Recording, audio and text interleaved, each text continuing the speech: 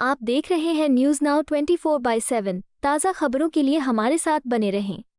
पूरे देश का जो एक समझ लीजिए मजदूर है, खेतीहर मजदूर है, छोटा किसान है, जिसने मनरेगा से अपने घरों को चलाया है, अपनी बिजनेस को चलाया है, वो आंदोलित सा हो गया है। सबको दरकिनार करके एक तानाशाही सरकार की तरीके से हमारी सिर्फ भारत सरकार, प्रधानमंत्री उनका दफ्तर अगर तय करेगा, तो इसके अंदर जो लोकतांत्रिक मूल थे, लोगों के अधिकार के जो मूल थे मनरेगा के, उसको बिल्कुल समाप्त करके एक सरकार की तरफ से दान पुण्य वाली स्कीम इसको बना दिया है। कांग्रेस नेता संदीप दीक्षित ने कहा, पिछले कुछ महीने में मोदी सरकार ने मनरेगा जैसी ऐतिहासिक योजना को कमजोर करने का काम किया है। ऐसे में देश के वे मजदूर किसान जो मनरेगा से अपना घर चलाते थे आंदोलित हो गए हैं, आक्रोशित हैं। वे समझ गए हैं कि उनका अधिकार छीना जा रहा है। ऐसे में भारतीय राष्ट्रीय कांग्रेस और रचनात्मक कांग्रेस मजदूरों के अधिकारों को बचाने के लिए उनके साथ खड़ी है। आज कांग्रेस अध्यक्ष श्री मल्लिकार्जुन खड़गे और नेता विपक्ष श्री राहुल गांधी के साथ देश से सैकड़ों की संख्या में कार्यकर्ता और मनरेगा यूनियन के नेता जवाहर भवन आ रहे हैं।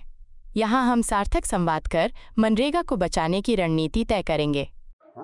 पिछले करीबन एक महीने से जो एक ऐसा कार्यक्रम जिसको हम एमजी नरेगा का कार्यक्रम कहा करते थे, जो इस देश का एक क्रांतिकारी अधिकार देने का कार्यक्रम था, जहां सरकार ने अपने नागरिकों को यह अधिकार दिया था कि वो जब चाहे काम ले सकती है, अपनी बेरोजगारी, अपनी गरीबी, अपनी जरूरतों को पूरी करने के लिए। उसको जैसे एक पंगु बनाया है और कमजोर किया है मोदी सरकार ने। पूरे देश का जो एक समझ लीजिए मजदूर है, खेतीहर मजदूर है, छोटा किसान है, जिसने मनरेगा से अपने घरों को चलाया है, अपनी बिजनेस को चलाया है, वो आंदोलित सा हो गया है। उसमें एक आक्रोश है। उसको ऐसा लगता है कि उसका एक अधिकार, जिसने पिछले 15-20 साल में बहुत हद तक उसके जीवन को सार्थक बनाया था, और एक कोविड में भी सबको समझ में आया था कि कोविड में जब सरकार ने पूरी तरीके से हथियार घेर दिए थे, तब एक मनरेगा ही कार्यक्रम था जिसने करोड़ों लोगों को वो सहायता दी थी, जो कोविड में जब सारे काम बंद हो गए थे, तब लोगों के घर में जब चूल्हे नहीं चल रहे थे, तो उससे लोगों के घर में चूल्हे चलने लगे थे। उस कार्यक्रम को आज मोदी सरकार ने 2 या 3 चीजों से इतना कमजोर किया है। मैं आपको 2 एक उदाहरण देना चाहता हूं। अब सरकार तय करेगी कि कौन काम करेगा, सरकार तय करेगी कि क्या काम करेंगे। मतलब गांव की विशेषताएं जो पहले पूरी होती थी, इंसान आगे बढ़कर अपनी ग्राम सभा में बताता था कि उसकी और उसके समाज की क्या जरूरतें हैं, उस सबको दरकिनार करके एक तानाशाही सरकार की तरीके से हमारी सिर्फ भारत सरकार, प्रधानमंत्री उनका दफ्तर अगर तय करेगा, तो इसके अंदर जो लोकतांत्रिक मूल थे, लोगों के अधिकार के जो मूल थे मनरेगा के, उसको बिल्कुल समाप्त करके एक सरकार की तरफ से दान पुण्य वाली स्कीम इसको बना दिया है।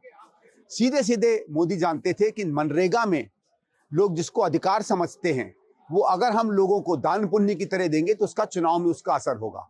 तो अपनी चुनावी जरूरतों को पूरी करने के लिए एक क्रांतिकारी एक्ट को इन्होंने बदलकर एक कार्यक्रम में तब्दील कर दिया है।